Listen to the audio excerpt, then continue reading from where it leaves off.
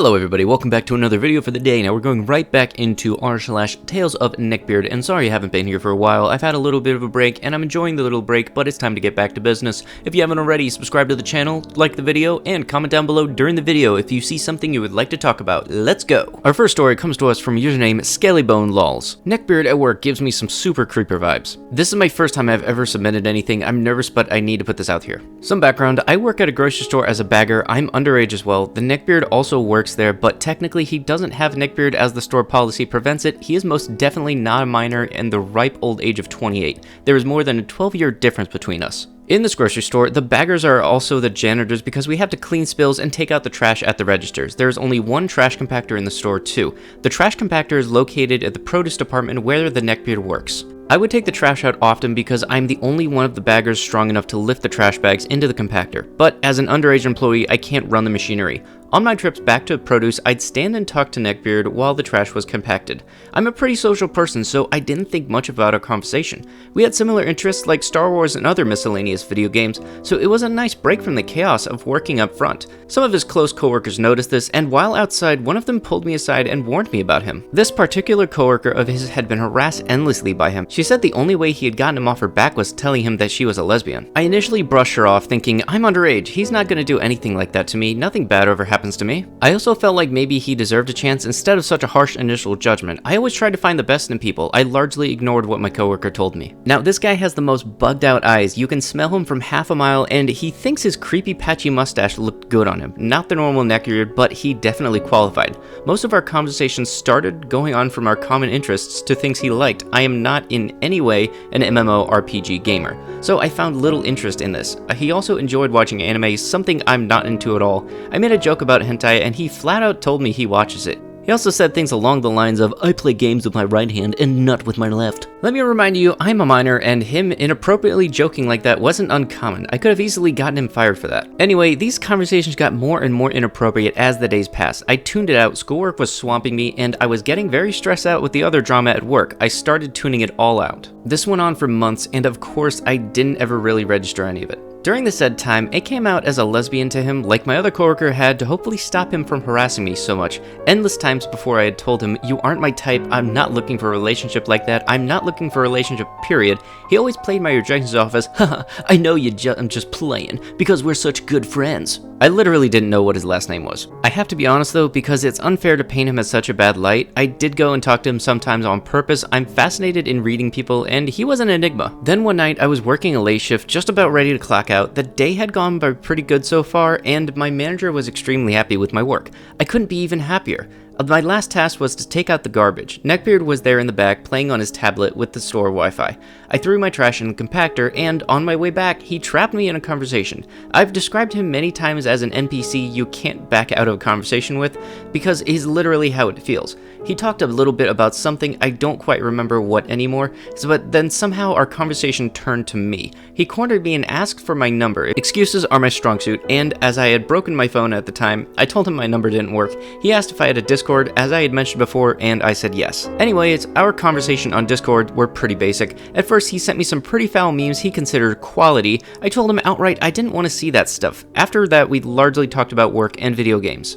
All of this started to go downhill as I heard he might be getting fired because he was caught playing on his tablet by the store director. I foolishly asked if he still worked at the store. He picked this up as interest in him, said that if I was so desperate to talk to him, we should just hang out outside. I had absolutely no interest in him at all. At this point, he told me I was the best friend he had ever had. I felt kind of bad for him and genuinely thought he was being kind. He seemed really lonely and misunderstood, almost. His coworkers gave him a lot of stuff all the time, so I thought maybe he wasn't such a monster I thought he was, so I continued to talk to him. It finally came to a head when he sent me a message that said, have I ever told you how lovely your brown eyes are, with a blushy face emoji. That was weird and it freaked me out. I immediately saw red flags everywhere. I played it cool though and told him, oh thanks, but they're actually green and brown. He came back at me with a, I know, but I wanted to save that secret, and another blushy face. What the frick?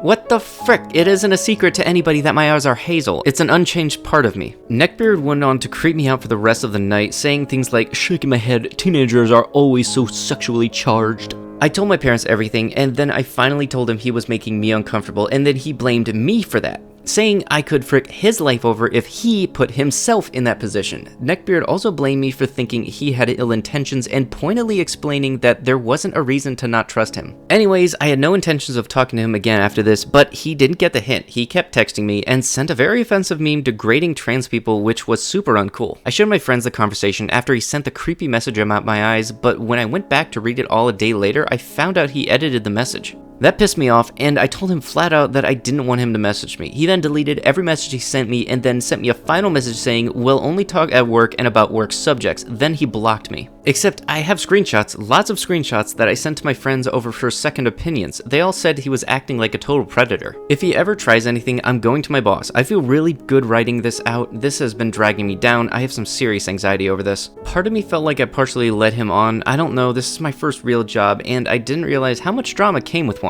My family members and friends all agreed he was acting like a predator. This is my first and hopefully only neckbeard experience. I will say this for you, props for giving somebody you don't know much about the benefit of the doubt and trying to see the light in them, but it is unfortunate how this turned into some kind of really creepy information, or really creepy confirmation, I mean.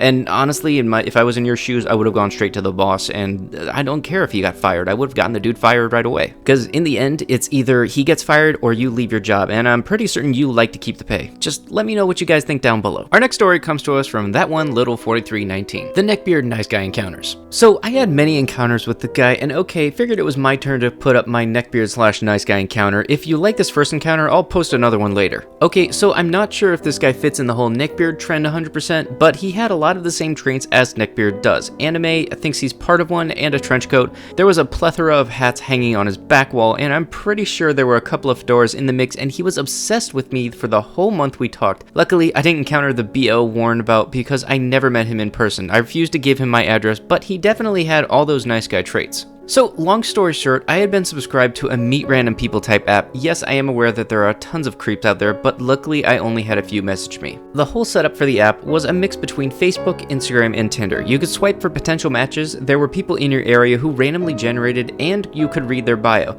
You could even go live and let the strangers watch you. Well, I'd like to go live, and this one guy added me and he got on my live and was talking to me. When I signed off, he went live and asked if I wanted to feature him with him, so I did. For privacy reasons, let's call him Cody.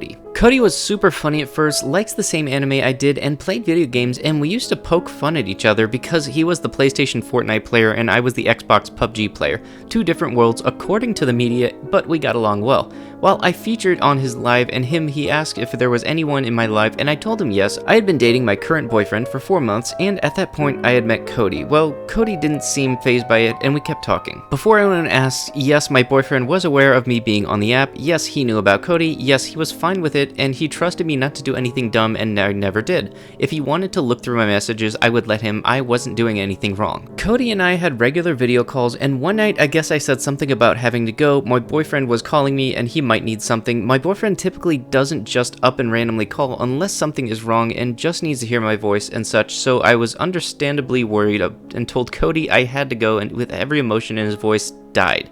He slammed the camera down and was trying to make me hang up, like, "Okay, goodbye, no seriously, call him back, just freaking leave." He was being kinda mean. Well, I asked if he was okay and I told him to pinky promise, childish, yes I know, and he wouldn't. He finally showed his face and he was sobbing, not just tears and pinky nose sobbing. It was a red face, snotty nose, bloodshot eyes type of sobbing, and I didn't know why I felt so horrible seeing my new friend cry. He hung up without a word and I called my boyfriend, let's call him Mark, and texted Cody, at the same time trying to calm him down, and when the next message freaked me the frick out. Cody began to rant to me about how he knows I'm going to end up dating Mark because I knew him longer. Yes, he said he knew I would end up dating Mark. I suppose at some point he stopped believing I was actually in a relationship and assumed I was just talking to Mark. I told him many times that I was actually dating him, but Cody told me to quit using it as an excuse. He started telling me about how he can see himself married to me, having kids with me, and loving me like no man ever has or ever will. He talked about messing around with beyond my wildest dreams and that Mark didn't deserve me, and talked about how Mark would just break my heart like all the other guys do. At this point, I am stunned and can't even seem to form a thought. At the end of this encounter, I ended up apologizing and told him I would leave to just let him cool off, and he begged me not to block him for being so honest with me. Well, I'm a softie, and giving people way too many chances, I just told him I wouldn't block him. I still wanted to be friends. Big mistake. We ended up not talking for a few days so we could both cool off after what had just happened, and it was about a week later, then they began to rise up again. Thank you for reading. Sorry if it was a bit long. If you guys want to know the other encounter or two I had with him before I finally blocked him, let me know and I'll post it. You know, this is actually a really good story, and I am looking forward to following up on this. Like, I'm pretty certain I've seen the sequel to this, like the title of it, and it's a whole just part 1, part 2 kind of thing. But this is definitely interesting, and I'm looking forward to covering this. And yeah, it was kind of less a neckbeard thing and more so a nice guy thing because of the whole throwing a fit because he got turned down or quote-unquote friend zoned and stuff. Though, but yeah, that's definitely, that's not even lengthy. That's actually among the shorter of the stories. Alrighty, that's gonna have to be it for the video. If you would like what you had seen, be sure to like the video, comment down below what you liked about the video, and if you have not already, subscribe to the channel, turn on the notifications, and I will be sure to see you guys in the next one. Thank you so much for watching, and bye-bye.